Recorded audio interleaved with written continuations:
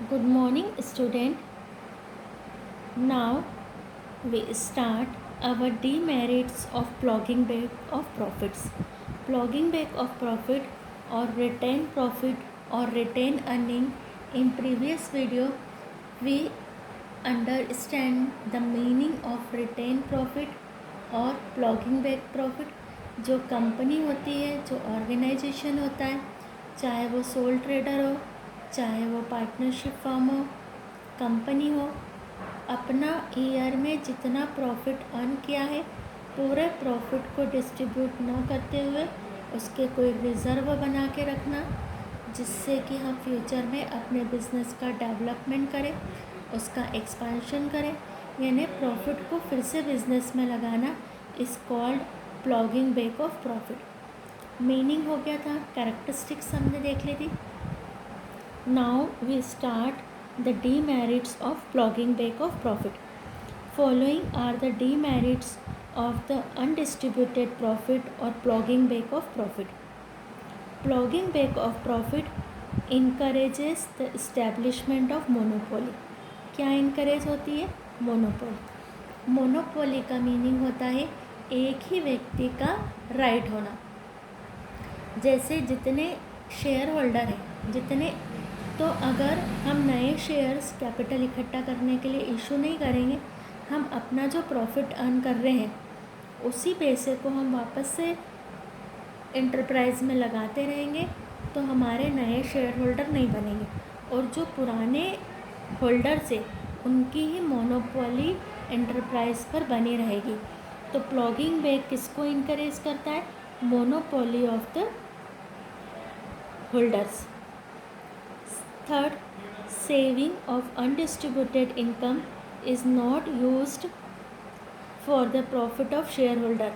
जो सेविंग है अनडिस्ट्रीब्यूट इनकम की, वो शेयर होल्डर के लिए यूज़ नहीं होती है, but it is invested in the other organisation, thus there is no profit to share holder.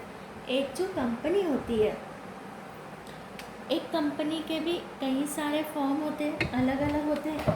एक कंपनी अपने कई सारी छोटी छोटा वर्क करती है अलग अलग, तो उस समय जो कंपनी होती है वो अपना जो रिटेन अर्निंग किसी और शेयर होल्डर की रखी हुई है और उसको किसी और बिजनेस में लगा देती है, जिससे कि जो शेयर होल्डर जिनका कि हमने प्रॉफिट डिस्ट्रीब्यूट ना करा है उन्हीं को उसका बेनिफिट नहीं मिल पाता, तो उन शेयर होल्डर को इसका प्रॉफिट नहीं मिलता.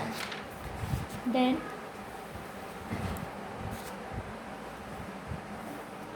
Third, due to ploughing back of profits share holder get less dividend which creates dissatisfaction. अब होता क्या है, रिटेन अर्निंग में हम क्या कर रहे हैं कि जो प्रॉफिट है उस प्रॉफिट को हम डिस्ट्रीब्यूट ना करते हुए उसको हम बचा लेते हैं, यानी शेयर होल्डर को एज ए डिविडेंड ना देते हुए हम उसको बचा के रख लेते हैं, तो जिससे शेयर होल्डर का डिविडेंड कम हो जाता है. जब शेयर होल्डर्स को डिविडेंड कम मिलता है तो उनको डिससेटिस्फेक्शन आता है. Fourth, due to ploughing back of profits company gets suffered by over capitalization. किससे सफ़र करती है? कैपिटलाइजेशन की प्रॉब्लम से, कि कुछ ही लोगों का पैसा लगा रहता है, उस प्रॉब्लम से हमारी कंपनी सफ़र करती है क्योंकि नए मेंबर्स हमारे क्रिएट नहीं होते हैं. Then fourth, next point, this increases the tendency of centralization of wealth. Wealth का सेंट्रलाइजेशन हो रहा है क्योंकि जैसे पार्टनरशिप फर्म है, तो पार्टनरशिप फर्म वापस प्रॉफिट अर्न करने के लिए अपना पैसा लगाती जा रही है, यानी वो नए पार्टनर्स को नहीं रखेगी, उनको ज़रूरत नहीं है, उनकी जितनी नीड है वो रिटेन अर्निंग से पूरा कर लेंगे. तो जो पावर्स है वो कुछ ही लोगों के हाथ में रह जाती है, जिससे सेंट्रलाइजेशन की प्रॉब्लम इंक्रीज़ होती है. 6, it decreases the liquidity of capital market. इससे हमारी कैपिटल मार्केट की लिक्विडिटी डिक्रीज़ हो जाती है. कैपिटल मार्केट ऐसा मार्केट जहाँ पर कि शेयर और डिबेंचर को खरीदा बेचा जाता है। जब हम कुछ बिजनेस फाइनेंस के लिए अगर हम अदर रिसोर्सेज का यूज़ ही नहीं करेंगे तो हमको जो मार्केट की लिक्विडिटी है वो हमारी फिनिश हो जाएगी। 7. It make over expenses of the capital. ये कैपिटल के एक्सपेंसेस को और बढ़ा देते हैं। Due to this government get less income in the form of tax. क्योंकि जब हम शेयर होल्डर को डिविडेंड ही नहीं दे रहे, जो पार्टनरशिप फर्म है उसमें पार्टनर्स प्रॉफिट नहीं ले रहे, सोल ट्रेडर है तो वो बिज़नेस से उतनी इनकम नहीं ले रहा है, तो इस कंडीशन में कंपनी का इनकम टैक्स या जो सोल प्रोप्राइटरशिप होती है, पार्टनरशिप फर्म होती है, उनकी इनकम पर जितना इनकम टैक्स बैंक गवर्नमेंट को रिसीव होना चाहिए उतना रिसीव नहीं होता है। तो that is the our demerits of clogging back of profit. Any 4 point आपको लर्न करने हैं। अभी तक हमने इस चैप्टर में हम पढ़ रहे हैं सोर्सेस ऑफ बिजनेस फाइनेंस। तो जो हमारे सोर्सेस ऑफ बिजनेस फाइनेंस है उसमें से हमने शेयर्स पढ़ लिए हैं। शेयर्स के 2 टाइप्स हैं, equity share and preferential share. Then debenture हमने पढ़ लिया है और ploughing back of profit, retained profit पढ़ लिया है। अब हमारा स्टार्ट हो रहा है next business finance resources is public deposit. जो हमारा पब्लिक डिपॉजिट्स होते हैं, ये हम सारे वो रिसोर्सेज पढ़ रहे हैं जिनसे कि एक बिजनेसमैन फंड इकट्ठा कर सकता है। Public deposits, when the company accepts the deposit from public at the pre decided period and interest rate. जब कंपनी पब्लिक से कोई डिपॉजिट एक्सेप्ट करती है प्री डिसाइडेड पीरियड के लिए और प्री डिसाइडेड रेट पर इंटरेस्ट की, it is called public deposit. ये जैसे हम बैंक में डिपॉजिट करवाते हैं वैसे ही कंपनियां भी पब्लिक से डिपॉजिट करवाती है 5 ईयर के लिए, 6 ईयर के लिए, 8 ईयर के लिए, 10 ईयर के लिए, और उन पर एक उनका पीरियड भी फिक्स होता है, इंटरेस्ट की रेट भी फिक्स होती है। जैसे हम बैंक में फ़िक्स डिपॉजिट रखते हैं ऐसे। तो ये जो डिपॉजिट्स होते हैं ये पब्लिक डिपॉजिट कहलाते हैं। In public deposits more interest rate rather than the bank is given. क्योंकि अब कोई व्यक्ति है वो बैंक में डिपॉजिट ना करते हुए कंपनी में डिपॉजिट कब करेगा, जब उसको बैंक के कंपैरिजन में इंटरेस्ट ऑफ रेट ज़्यादा मिलती है। तो जो पब्लिक डिपॉजिट्स इन कंपनी होते हैं इनकी इंटरेस्ट की rate comparison to bank fix deposit rate ज़्यादा होती है। Generally period of deposits is from 6 month to 3 years. ये जो पीरियड होता है ये 6 मंथ से 3 ईयर का होता है। But the renewal this period can be increase. लेकिन हम इनको फिर से रिन्यू करवा सकते हैं। अगर जो पब्लिक डिपॉजिट है उसको अगर लगता है कि उसको अच्छा इंटरेस्ट मिल रहा है, उसका पैसा सेफ है, तो वो अपनी लिमिटेशन और बढ़ा भी सकता है। Like the fix deposit in the bank. जैसे हमारे बैंक में एफडी होती है, तो हमारी जब एफडी कंप्लीट हो जाती है तो हम उसको नेक्स्ट टाइम पीरियड के लिए इंक्रीज़ भी कर सकते हैं। In public deposits also the company gives an acknowledgement. Public deposit में कंपनी भी हमको एक एक्नॉलेजमेंट देती है, एक डॉक्यूमेंट देती है। On the public deposit company regularly pay the interest. और पब्लिक डिपॉजिट पर कंपनी रेगुलरली इंटरेस्ट पे करती है। For this a company has not to mortgage its property. और इसके लिए कंपनी कोई अपनी प्रॉपर्टी को मॉर्गेज नहीं रखती है, but it has to flow the rule of reserve bank of India. लेकिन उनको रिज़र्व बैंक ऑफ इंडिया के रूल्स को फॉलो करना होता है। नेक्स्ट अब आपको यहाँ से मीनिंग लिखना है। मीनिंग यहाँ से लेकर के यहाँ तक लिखना है और it has follow the rules of reserve bank, इतना आपको मीनिंग में डालना है। देन कैरेक्टरिस्टिक्स और merits of public deposit. Following are the main characteristics of public deposits. ये हमारे पब्लिक डिपॉजिट्स के मेन कैरेक्टरिस्टिक्स है. Following are the main characteristics of public deposit. जो हमारे पब्लिक डिपॉजिट होते हैं, पब्लिक डिपॉजिट यानी एक तरीके से कंपनी में व्यक्ति ने क्या करा है, अपना पैसा इन्वेस्ट किया है. Following are the main characteristics of public deposit. First, in public deposit amount is deposited for a certain period. हमने अभी मीनिंग में ही पढ़ा है कि पब्लिक डिपॉजिट में जो पब्लिक है वो कंपनी के पास एक फिक्स सर्टेन पीरियड के लिए पैसा डिपॉजिट करती है.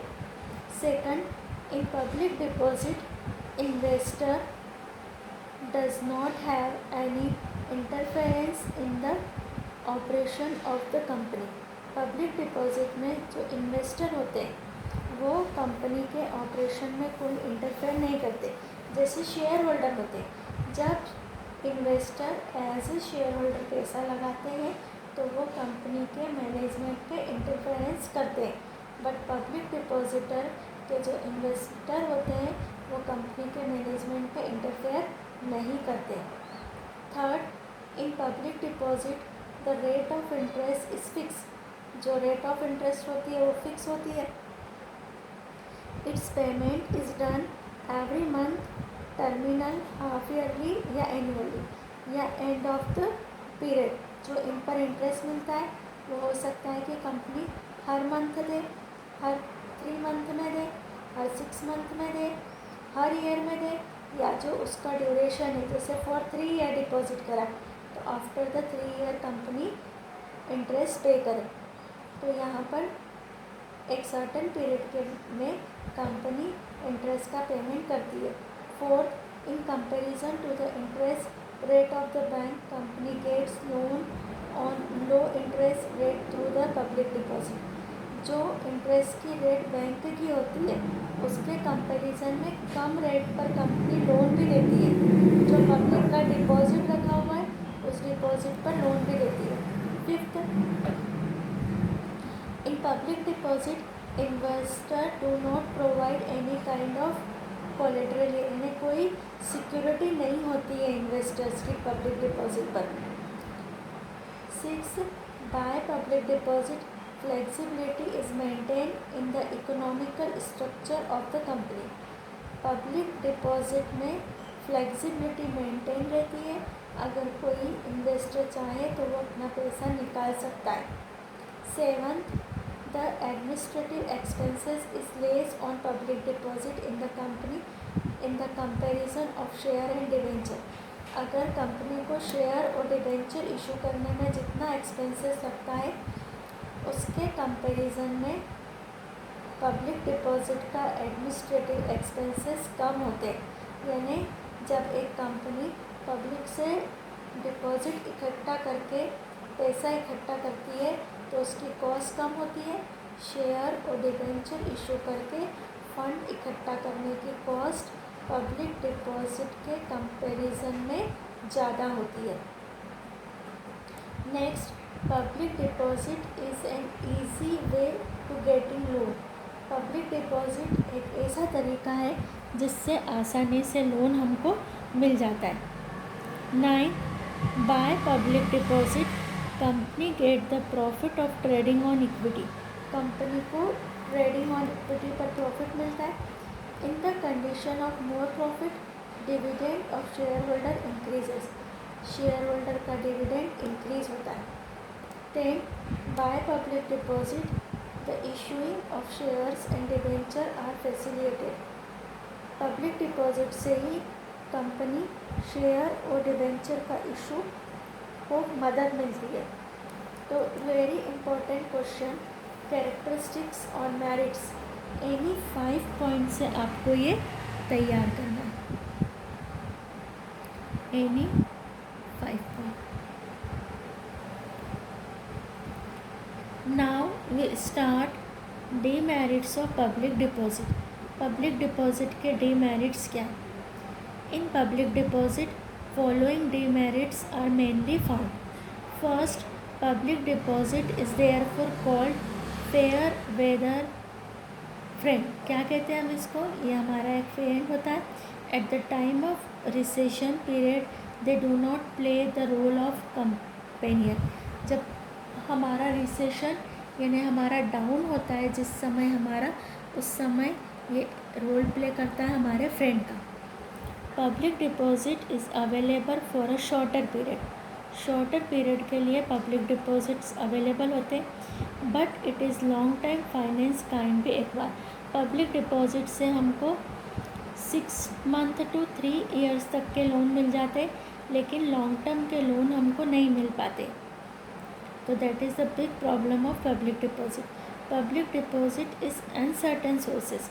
ज़रूरी नहीं है कि एक कंपनी में पब्लिक पैसा एज ए पब्लिक डिपॉजिट रखे, तो अनसर्टेन सोर्स होता है, इससे निश्चित तौर पर कुछ भी फंड हमको नहीं मिलता है।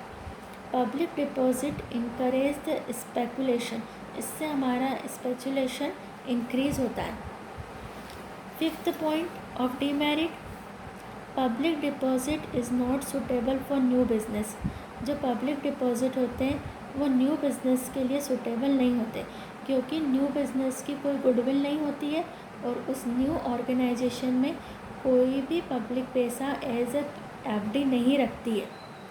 Due to high rate of interest public deposit has prove to be expensive, क्योंकि कंपनी को इन पर बहुत ज़्यादा इंटरेस्ट देना पड़ता है, तो ये कंपनी के लिए एक्सपेंसिव सोर्सेस प्रूव होता है। तो एनी 4 पॉइंट से demerits of public deposit learn करना है।